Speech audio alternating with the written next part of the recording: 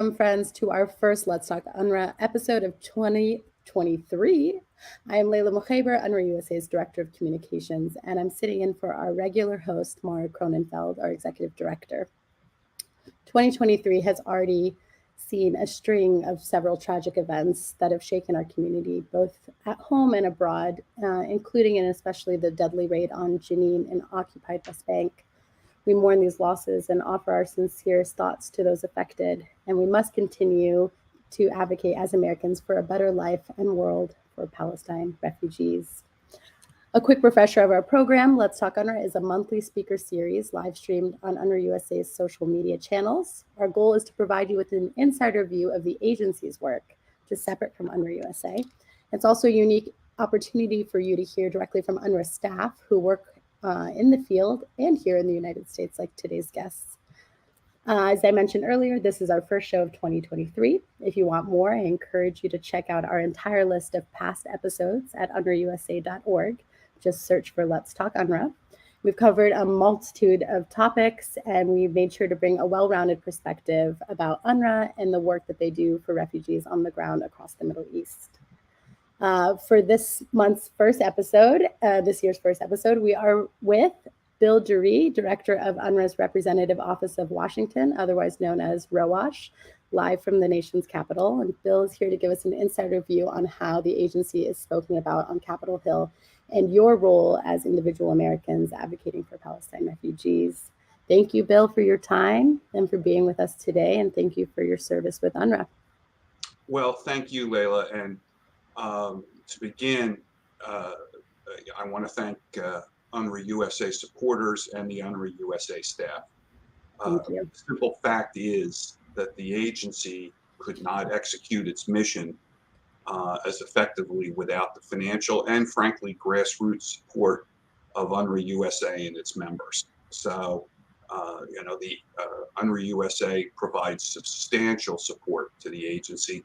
And, you can't begin a conversation like this without first expressing your deep appreciation for all you do. Thank you so much. And I'm sure our supporters are so heartwarmed to hear that. I don't think anyone shows as much love to UNRWA USA as you do, Bill. So it's always welcomed and appreciated. You're our buddy. And, though we both work in Washington, what we do is distinct. And I want to let our listeners know that there are two offices that work on UNRWA in DC. We have Bill's office, the Representative Office of Washington, that is directly with the agency, and then our independent nonprofit, which you all provide support through, which is a tax-deductible nonprofit organization. So, Bill, let's just dive on in. You're my buddy. I love chatting with you, and I want to give our listeners an idea on how your office here in Washington interacts with the administration and up on Capitol Hill. Certainly. Well, to begin, I have to kind of begin where you just left off. It is a true testament to the job you do that when I interviewed for this job almost 5 years ago, I did what everybody does. I went on Google, and UNRWA USA was right up there next to UNRWA itself, and it did take me a hot minute to differentiate between UNRWA USA and the agency itself. So it's just a testament to how you do your job. Before let's be honest, a lot of people, including my bosses, ask what exactly we do here in Washington. But let me just take a step back for a second and just talk quickly about the structure. Yeah, UNRWA actually operates several representative offices all over the world. So my office which is based in Washington, handles the relationship with the United States and Canada. I have a colleague who is based in New York. There is a representative office in New York right across the street from the UN, which interacts with the member states of the United Nations and the Secretariat. We also have a very large presence, a representative office in Europe that deals with the EU and the individual states, because a substantial part of UNRWA's financial support comes from Europe. And then finally, we have a representative office in Cairo that does outreach with the Arab world. Now, on to what we do, which, as I joked earlier, was a subject of some interest to my bosses. But I think I'd like to divide up the role of this office in a couple of ways. When it comes to the United States, we have three segments here. First, the administration. We work very closely. Even administration, even the fair word, the executive branch. Sure. The United States of America, in a perfect world, would simply hand UNRWA a $344 million check every year. Sadly, they do not. They provide support to the agency in tranches of funding. In fact, the timing of our visit today is quite propitious because earlier today in Ramallah, Secretary of State Blinken announced the first tranche of U.S. support to UNRWA, $50 million. But that comes with reports, certifications. The administration has to certify to Capitol Hill that how the funds are being used by UNRWA, indeed by any UN agency, are falling within the parameters of the Foreign Assistance Act. We have to maintain what we call a no surprises relationship with the administration. Sometimes the news is good, sometimes it isn't. But either way, what you don't want to have is the governments of the United States or Canada opening up their paper and seeing it first in the paper. Now the next part of the relationship is with the legislative branch. And this is something we sometimes have to explain a little bit to our international colleagues from countries with parliaments. Because, on budget day in a parliamentary system, there's the budget. But in fact, under the US Constitution, Article 1 of the Constitution is not the executive branch, it is the Congress. And that is what the founding fathers saw as the focus of American government. One of the first sections of Article 1 is that it is the Congress of the United States that appropriates the funds. So kind of the shorthand way that we describe it, Laila, is the president proposes and Congress disposes. And in my career, I have been on both sides of that table. But the bottom line is that Congress is a very, very important player in UNRWA's annual funding. And then finally, in both Washington and in Ottawa, there is an ecosphere, a diplomatic community, think tanks, non-governmental organizations, and all dedicated to various aspects of foreign aid, including support for programs in our part of the world. And they need to know about the role we play, not only humanitarian, but also human development role we play. And I would submit, that very critical role we play in regional stability. Yeah. Thank you so much for that breakdown. I think that's so helpful. It's like a government 101 lesson for those who are unfamiliar, and really helps to illuminate kind of the interaction between your office and the USG. And important for people to note that UNRWA USA supporters, when you give through your support is so important to UNRWA USA because we don't receive government funding ourselves. Our focus is on the grassroots, like Bill mentioned, and it's a way for individual Americans to show that this is an important issue to them and something that they want their tax dollars going to. So thank you again, Bill, for that breakdown. And there are many angles to the Palestine refugee issue. Can you kind of explain the topics you focus on when speaking to representatives on Capitol Hill? Certainly. I mean, it's a big and it's an important part of the job. Again, and I do do some teaching for Arizona State, so I do have to admit I may default into a little bit of professor mode from time. I like the professor mode. I think it's helpful. That's the whole point of this. But it does tie into what this office does. The Hill is constantly changing. All right, you have 535 offices, as you know, a third of the Senate and the entire House are up every other year. So there's a constant changing of personnel and people that you work with up on the Hill. And frankly, you're up there, first and foremost, you have to go up there and remind folks who UNRWA is and its mission.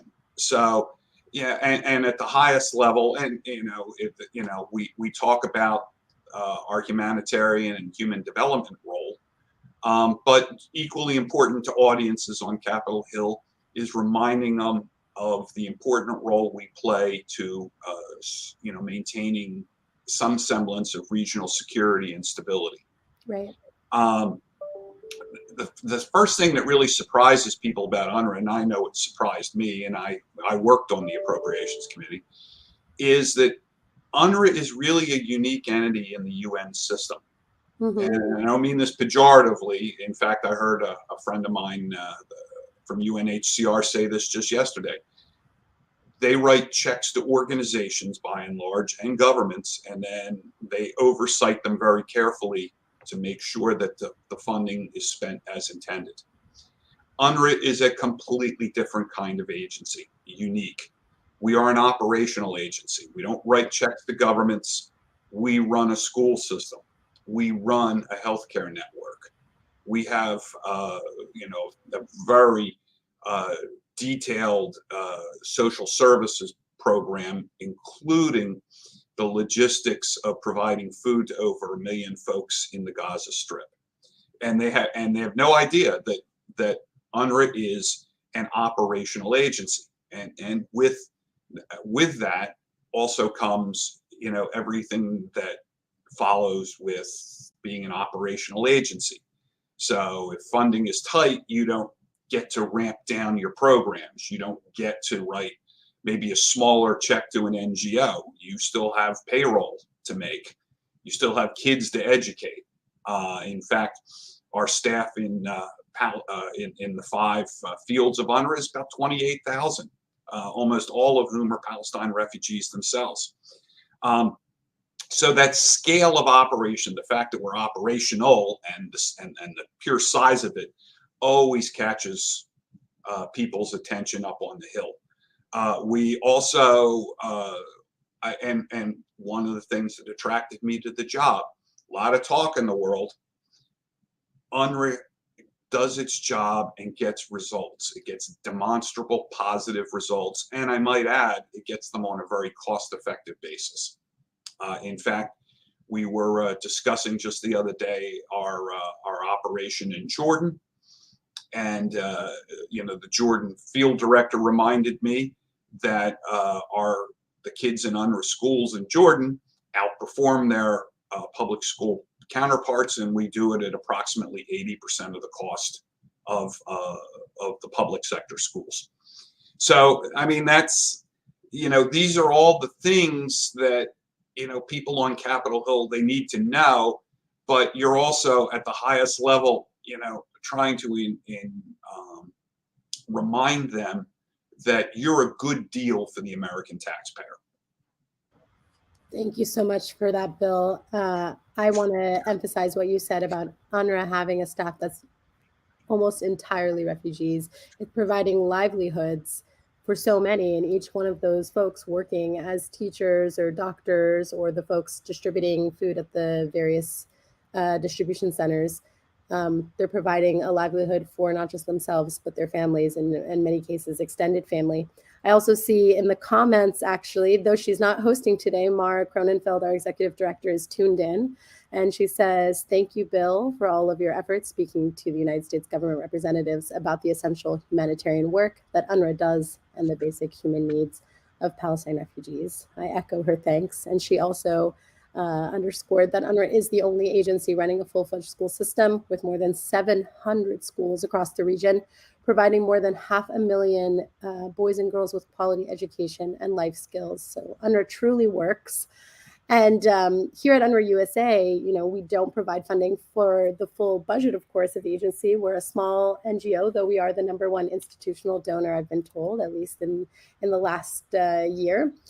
And so we divide our work into technical pillars, and I want to share that with our audience so that they understand that.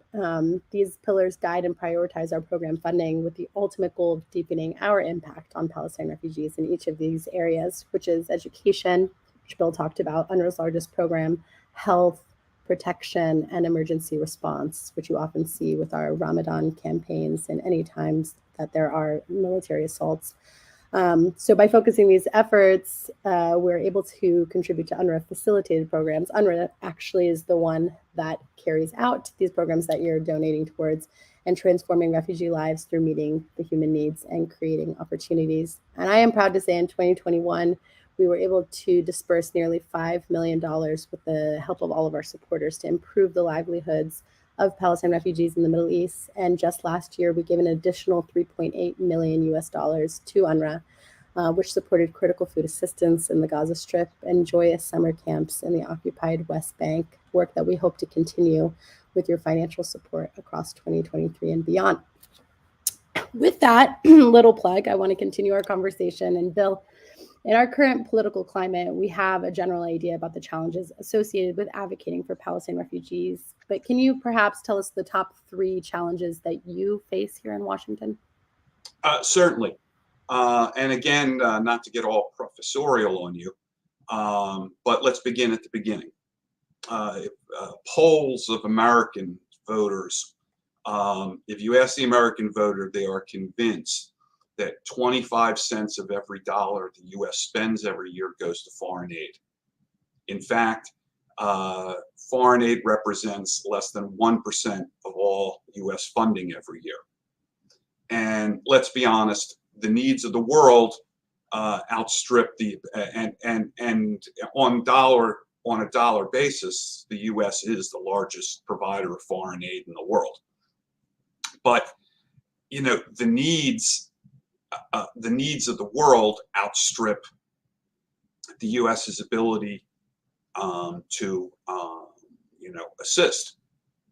So, and I always start with money because that's where I used to work, on the committee that wrote the check for foreign aid. So it's a competition. I mean, in our case, UNRWA derives its funding from the United States out of an account known as the Migration Refugee Assistance Account, MRA. It's an account where Congress provides the overall amount of money, but it does not earmark how that money is spent. So among other worthy groups, although no group is quite as worthy as UNRWA in the UN system, mind you, but there are, I must admit, other worthy groups: UNHCR, ICRC, the Red Cross, the International Organization for Migration. I mean, there are other groups within that pot. So the first thing, that we do is we educate Congress on the importance of appropriating as feasible, as large a number for Migration Refugee Assistance Account as is possible. And of course, then you layer on to that, the needs of emergency situations, Haiti, Ukraine, being the big issue right now. So it is,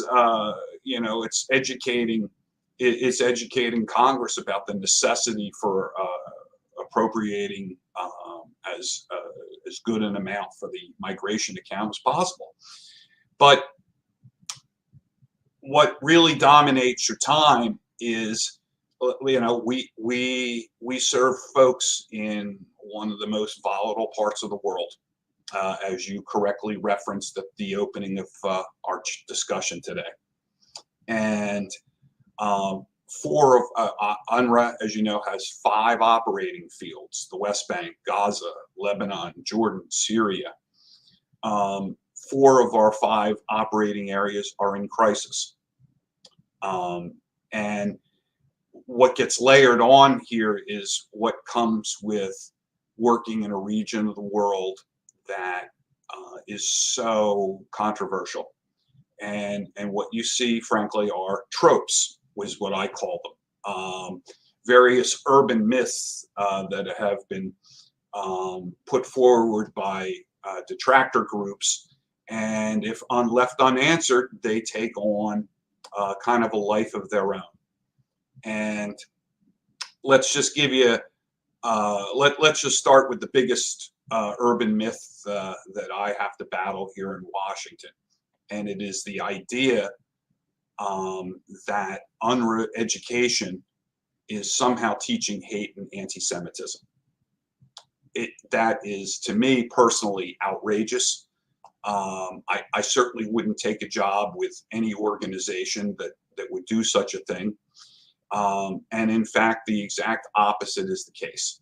In fact, UNRWA goes to a great deal of trouble to make sure that we teach along the lines of UNESCO best practices and UN values, which include neutrality, age appropriateness, gender equity. We have actually the only human rights conflict resolution tolerance curriculum in the region. But it is a complex part of the world, Laila, as you well know, and as our UNRWA USA supporters well know. Nothing, absolutely nothing is obvious. And we painstakingly review every, let me take a step back. It's easier this way. So in Washington, if you're in the advocacy business or the education business like I am, what you really want to own is the elevator speech. In other words, if you found yourself on an elevator with a member of Congress, could you impart the message in 30 seconds? And before I die, I'd love to have one of those. But I just, in my career, never seem to have had them. And UNRWA is no exception. So in the case of our curriculum, UNRWA follows both UN best practices and UNESCO best practices by utilizing the curriculum of the host government. Now, there's two reasons for this. First, sovereignty. Second, we by and large educate grades 1 to 9, and eventually our students have to integrate into the higher level education system. So we have to be integrated to an extent because the kids have to take the exams in order to enter secondary school. But we're a UN agency, so we teach to UN values, and that means that every page of every textbook is painstakingly reviewed by a team of experts against UN standards. And for all of the controversy it causes, Laila, you'd think every other page was somehow controversial in a Palestinian Authority textbook. But the truth is, year over year, roughly 4% of all pages, and not even 4% of pages, elements found on 4% of pages are outside of UN values.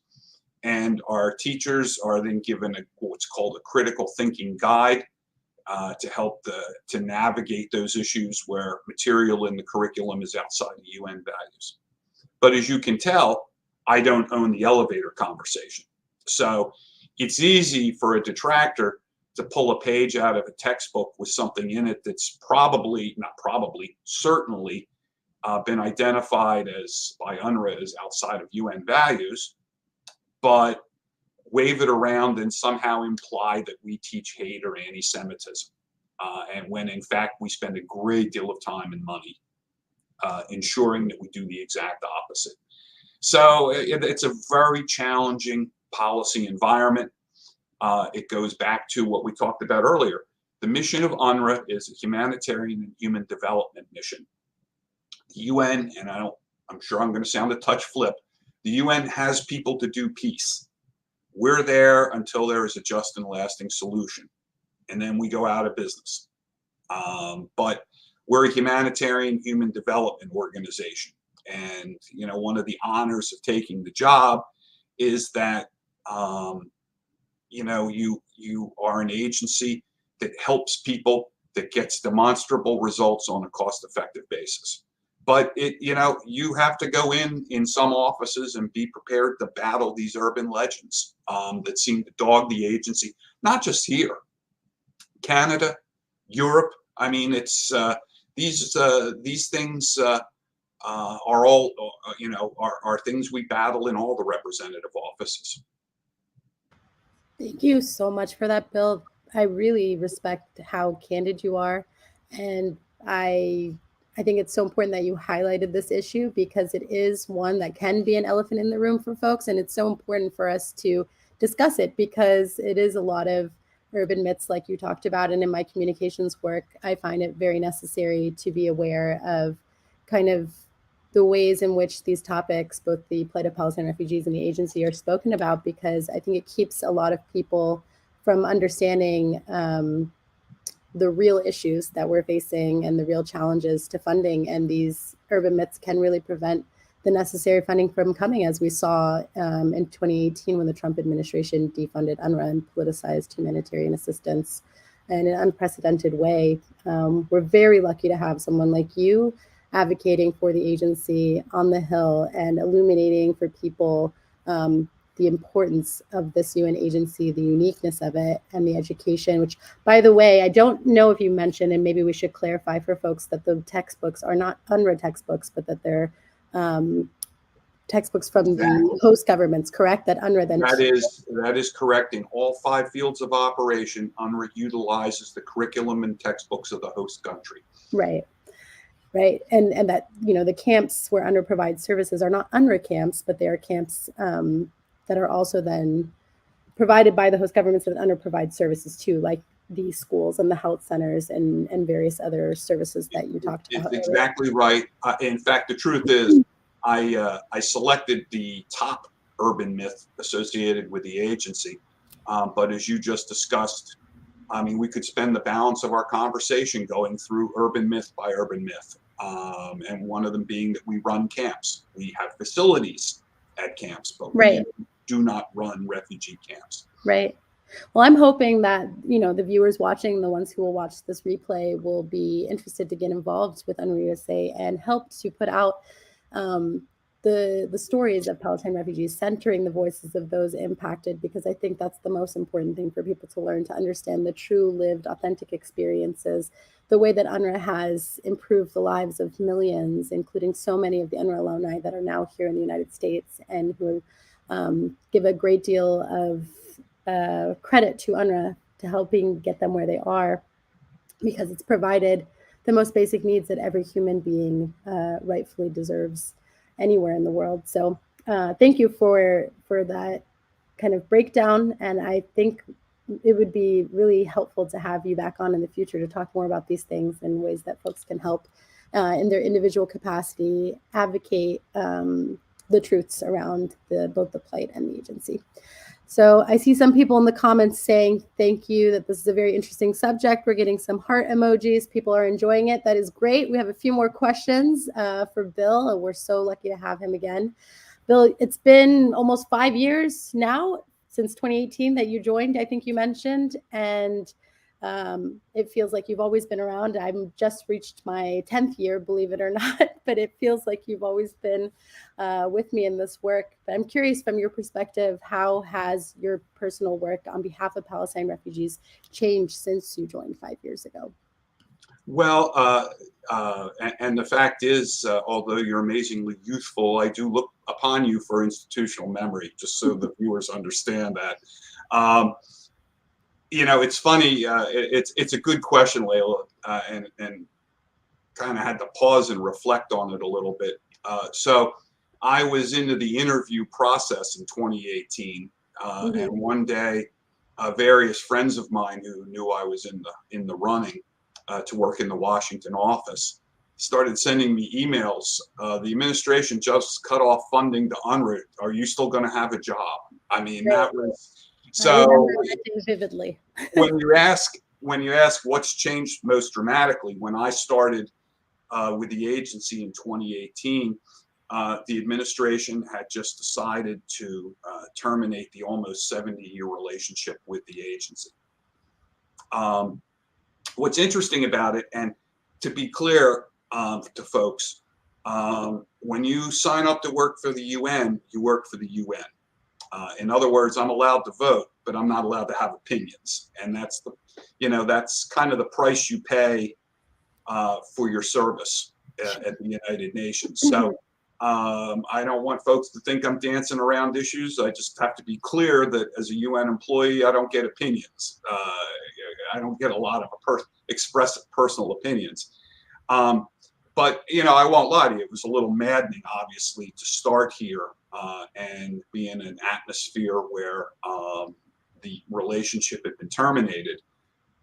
But what was interesting to me was what actually happened. And I'm not, anybody who wants to understand the rationale for these decisions needs to read a Bob Woodward book and then decide for themselves if that's what really happened.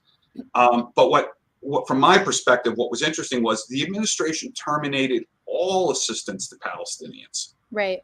And detractors used that as an opportunity to say that the administration had cut off funding to UNRWA. Well, technically true, but it was actually a part of a larger decision.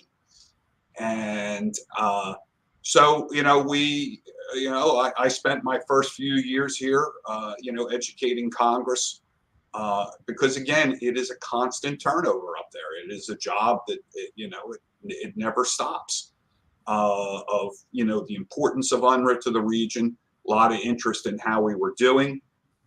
There was an attempt, I believe in 2019, in the House passed a bill that actually would have restored some level of funding to UNRWA, but it did not survive the appropriations process. It got knocked down in the final round of discussions when I understand, but cannot confirm, that the White House intervened in opposition.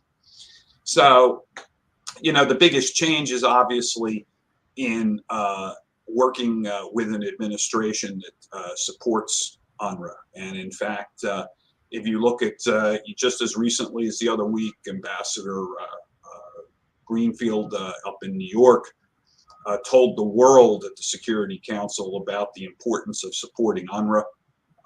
The U.S., as I mentioned earlier, backed it up with cash today as Secretary Blinken announced a first tranche of U.S. funding to the agency. Hopefully the first of many. Always, but I'm not being,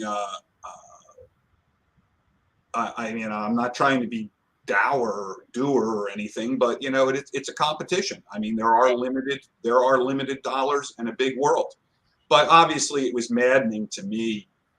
I'm pretty sure that the Trump administration decision basically singled out the only people in the Palestinians as the only people in the world, not just Palestinian refugees, Palestinians writ large, as the only group of people not worthy of U.S. support. And, for an agency that educates, provides basic health care, food assistance, I mean, that's, on a personal level, it's kind of maddening. So we've been working, and one other observation I'd make here, Laila, is that what was interesting for me was when we call it the U.S. came back, both sides had to restart their institutional memory. In other words, after years away, frankly, both UNRWA and the U.S. State Department had to, remember what we used to do and put the procedures in place, to do that.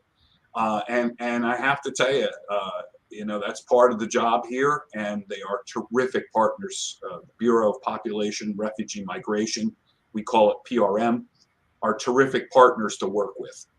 But there was capability lost, and so the restart probably took a little longer than it should have, simply because both sides had to restart their capabilities, because there really is a lot of behind-the-scenes work that's done by my colleagues in our ERCD department back in Jerusalem. A lot of the day-to-day work. It's the External Relations and Communications Department. Right. Sorry, code there. Too many acronyms. They do the things I think I might kill myself if I had to do. The minutia of approving money, how it's spent, going back and forth on negotiations. So it's been a little easier the last few years. But look, there's always going to be policy challenges. But I will say it's kind of a softball question, given that I started when there was no relationship. Anything's better.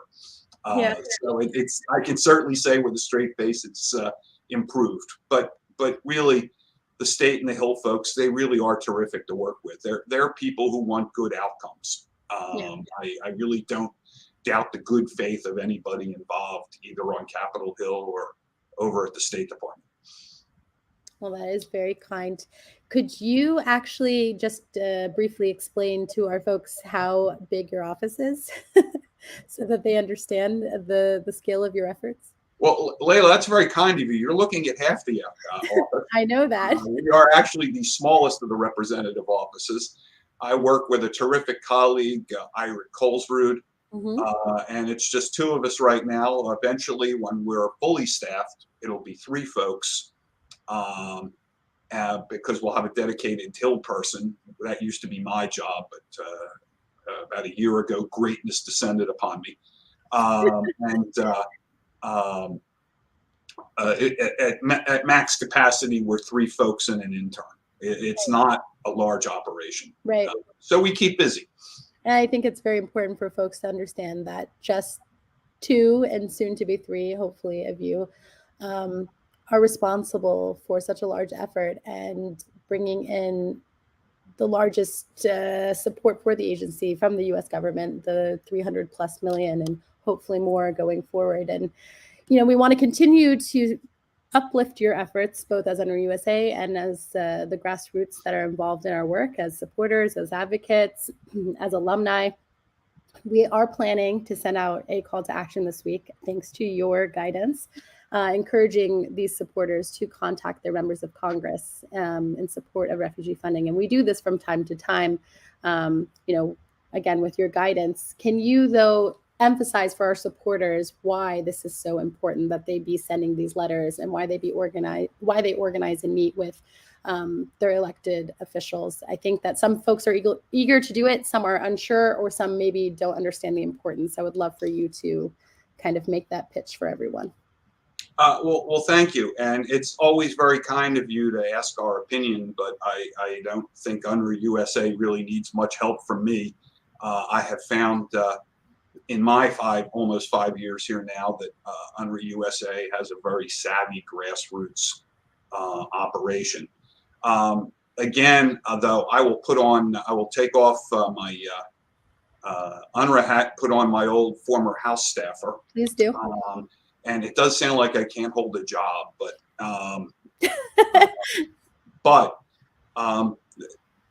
your grassroots effort, Laila, is simply critical, I believe, to the success of our education effort in the Rowash office up on Capitol Hill. The fact is, what you do in encouraging folks to reach out to their senators and elected House member is critical. Members need to hear from their constituents that funding for Palestine refugees is important to them. And the fact is,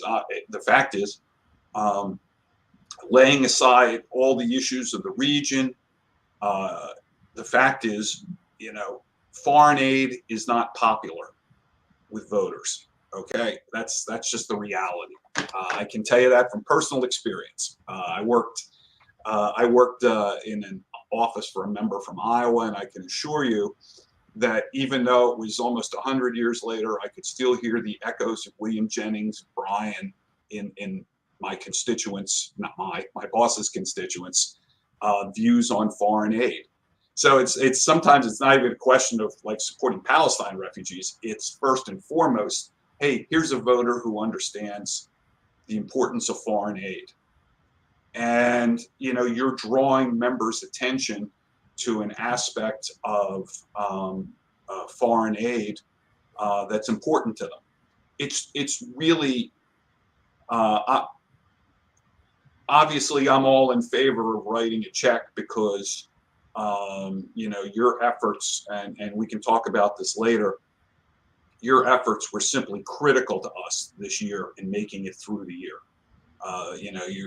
You don't downplay $3.8 million, my friend. It was critical to us getting through the year.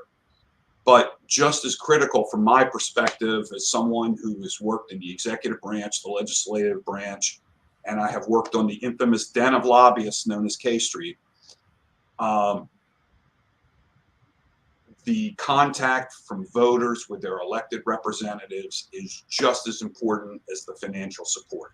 It just sends a powerful message that foreign aid is important and that Palestine refugees receiving some of that foreign aid is important. So I just really do. It's always nice of you to ask about these things, but the fact is, I believe UNRWA USA runs a very savvy grassroots operation. And as I understand what you're proposing makes complete sense. The old budget year's over, new budget year's begun. I think the president will give the State of the Union next Tuesday, and shortly thereafter we should see the administration's budget request to Congress. But as we talked about earlier, it's a request. Right. So members of Congress need to hear that this element of the president's request is important. Yeah, I couldn't agree with you more. I appreciate that. I think you're very humble about the work that you do, and I think it deserves thousands, if not millions of Americans writing to their representatives and emphasizing that so that we can continue the strong relationship and build upon it until the point where it's no longer needed.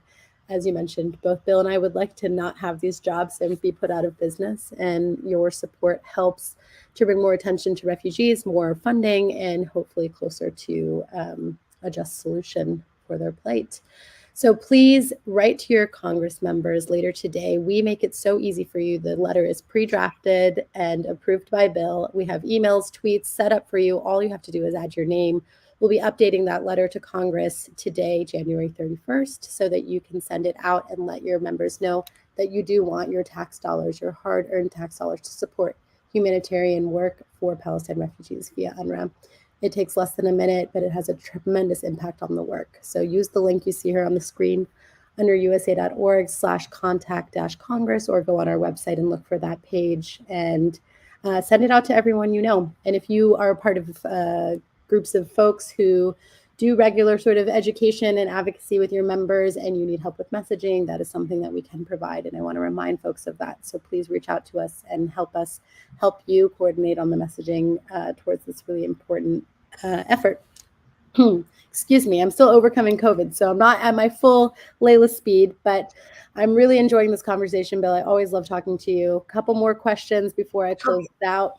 Let's get warm and fuzzy, which I know you love to do. I want to know what's the most fulfilling and rewarding component of your job as the director of UNRWA's Washington office. Well, again, I have to say, Laila, you have what we call the gift of timing, because 2 hours ago, I was given my annual review. And my part of the review began with literally telling the Deputy Commissioner General that I consider it the honor of a lifetime to take my dubious job skills and work on behalf of UNRWA. It really is, although I look amazingly youthful, I worked on Capitol Hill on the Appropriations Committee. I was an appointee of President George W. Bush, working for Secretary of State Powell. As you also heard, I represented various business interests on K Street. But it's just, the opportunity to take those skills and apply them to something that is so, to me personally worthwhile. Who wouldn't want to take these skills and go up and talk about the necessity of people to have an education, not only an effective and cost-effective education, but one based on UN values, human rights, conflict resolution, gender equity, tolerance, to make sure that folks receive basic health care, to make sure that folks, get fed. I mean, it is just a tremendous opportunity. And And in December of 22, the last thing Congress did before it left town was pass, I think it's a $1.8 trillion. It's called an omnibus appropriation. Mm-hmm. And that's a fancy way of saying Congress is supposed to pass 12 separate spending bills. And in my youth, when there was less glare on the screen, we in fact used to do that.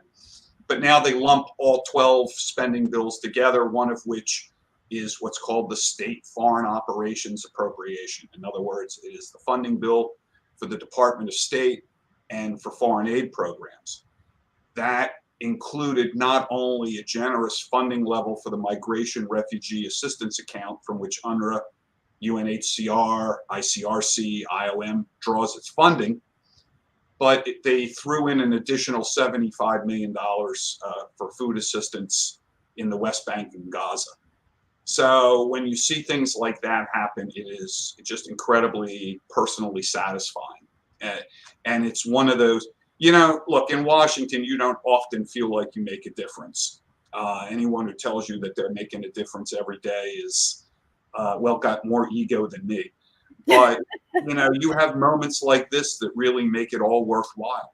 And to do it on behalf of the United Nations and to the agency within the United Nations that doesn't just talk, but goes out and does it every darn day, running a school system, running a healthcare network, making, if you've been there, Laila, if you ever see the network it requires to get food into the Gaza Strip, make sure that people get a basic level of food assistance. I think you were with me, in fact, at the briefing where I believe 60% of the food that comes into Gaza is from via UNRWA. I mean, it's just it's just incredibly fulfilling.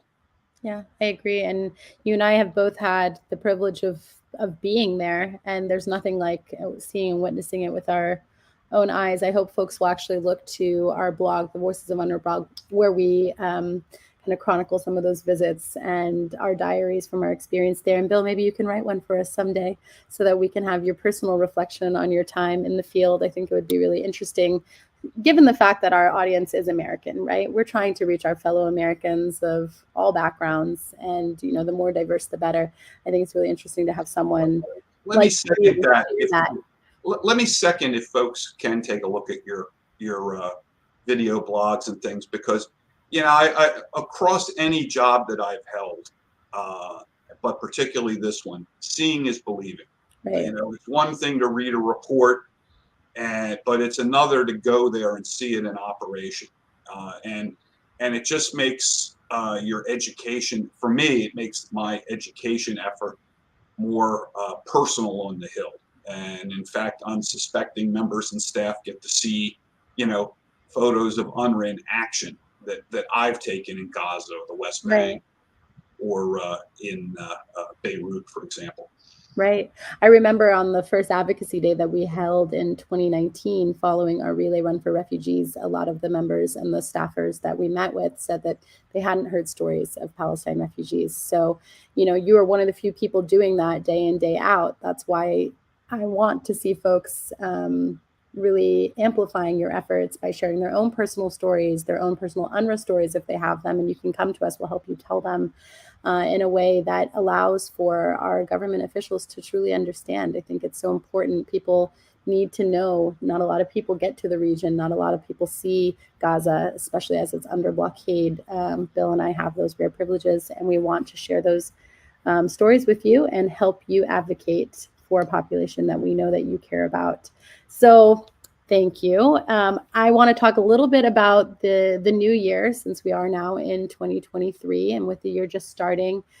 What really is your outlook on the prospects for Palestine refugee funding this year, Bill? Well, first, I don't know about you and the viewers, but it's like 2023, it's January and I'm behind already, it feels like. Oh, it feels like we've lived a year. Look, it's going to be a very challenging year, and I'll just tell you what. Let me talk about it in this way. Let me lay aside the American domestic political scene and debt limits and tying into overall levels of funding. The agency is going to have a very challenging year. So late last year, the UN General Assembly renewed our mandate for an additional 3 years. For viewers who don't know, UNRWA does not have what we would call in Washington a permanent authorization. Every 3 years, the UN General Assembly has to authorize our existence for 3 more years, and that'll run till June 2026, I think. Right, and it's meant because it's meant to be a temporary agency for a temporary problem. Right, as we approach our 75th anniversary, yes. Yeah. So having said that, well, it was a vote of 157 to 1 to 10 abstentions. So, but it was very interesting because we really do have an awesome team leading the organization in Philippe Lazzarini and Lenny Stenseth, not just because Lenny gave me a great review for the record. But after following the vote, Philippe Lazzarini was very clear with the member states. He said, "This is great. We deeply appreciate, this mandate, the renewal of the mandate and what it says and what the vote says about how the world views our work." And he's right. But he also cautioned the member states. He said, "Look, this political support has to be matched by financial support." Right. And what we're seeing here is that last year we again faced this continuing challenge to secure sufficient, sustainable, and predictable funding. All right, thanks to and this is where I was talking about earlier. Don't ever underestimate just how important your individual contributions to UNRWA USA are. Thanks to UNRWA USA, the United States government, the EU and major EU countries, we were able to keep the schools open. We were able to keep the healthcare centers going. We fed over 2 million Palestinians, either directly or with cash assistance. And importantly, we were able to pay our staff on time every month. And as you noted earlier, and correctly, that those jobs can support far more than just one family, particularly in the Gaza Strip. Absolutely. But I have to say, the success last year does not come without a cost. It was a very close run thing. For the 4th year in a row, UNRWA is going to be carrying substantial debt into this year. And these ongoing budgetary shortfalls have an effect on the quality of UNRWA services, Laila, and they potentially undermine, frankly, our role as a source of regional stability. Classroom sizes are they're just overcrowded. I mean, I was doing a school tour in November, counting the room, and yes, indeed, it wasn't just rhetoric. There really are 50 kids in a classroom. Patients our patients now get less than 3 minutes with their doctor. We're not able to increase our protection caseload or our coverage, to address what we all know is a deepening poverty situation in the region. And as our Commissioner General, it just keeps warning. He goes, unless you translate that political support into financial support, there's no guarantees that we'll be able to keep doing the job the way we're doing it. And in other words, just because we made it through the year is not a guarantee we can make it through next year. One of the tropes that you deal with is, UNRWA is always crying poor. Right.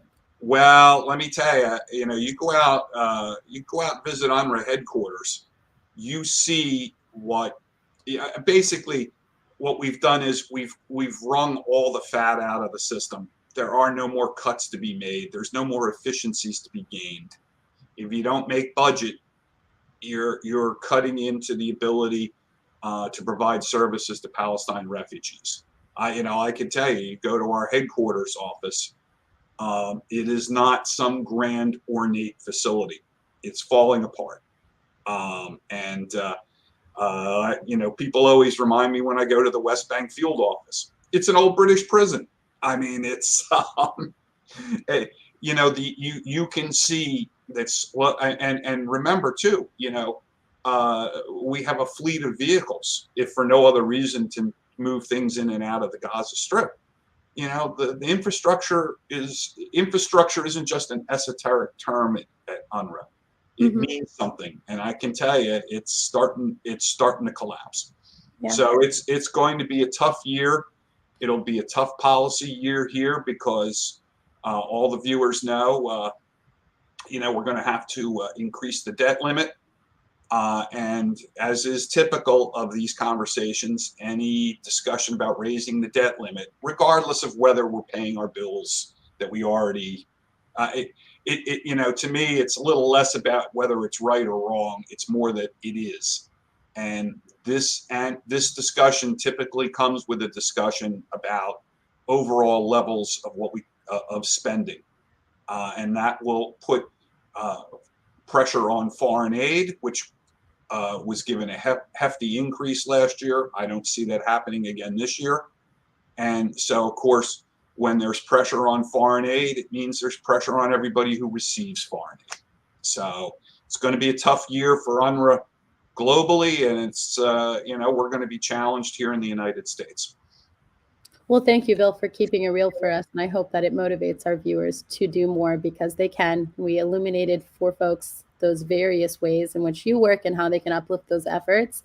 I want to thank you again for sharing your insights with us and for educating us on the important work that you do for Palestine refugees. On behalf of our entire UNRWA USA team, we truly appreciate the time you took to tell our listeners this morning how to better support UNRWA's work in the region. I know you're in back-to-back meetings all day. I'm amazed you were able to fit in this conversation. And I actually hope that we have you on the show much more often, whether here properly on Let's Talk UNRWA or live with us on Instagram, so we can reach our various audiences. Anytime. I'm not that busy. Well, I will take good advantage. I will take good advantage of your time. And on these notes, I'd like to remind all of our viewers watching to keep your eye on Palestine and its refugees. Continue showing your solidarity with Palestine refugees by supporting organizations like UNRWA and UNRWA USA. You can make a one-time donation to back up your political support with financial support, become a monthly solidarity sustainer, or advocate for the continuation of UNRWA's work and funding for it by contacting your member of Congress. Again, we'll be updating that call to action today. Visit unrwausa.org, as you see on the screen, to learn more. And, this is also a reminder to follow UNRWA USA on social media at UNRWA USA on Twitter, Instagram, Facebook, LinkedIn, YouTube, wherever you like to consume content, and stay up to date with the latest, because, it's all about the timeliness, and we need to be there advocating for Palestine refugees at every moment. Thank you, Bill. And again, thank you for all of you that tuned in and engaged in today's program. I hope you all have a happy and healthy week ahead. Thank you, Laila, and thanks to all your supporters. It really means a lot to us. All right. Thank you, Bill. We'll talk soon.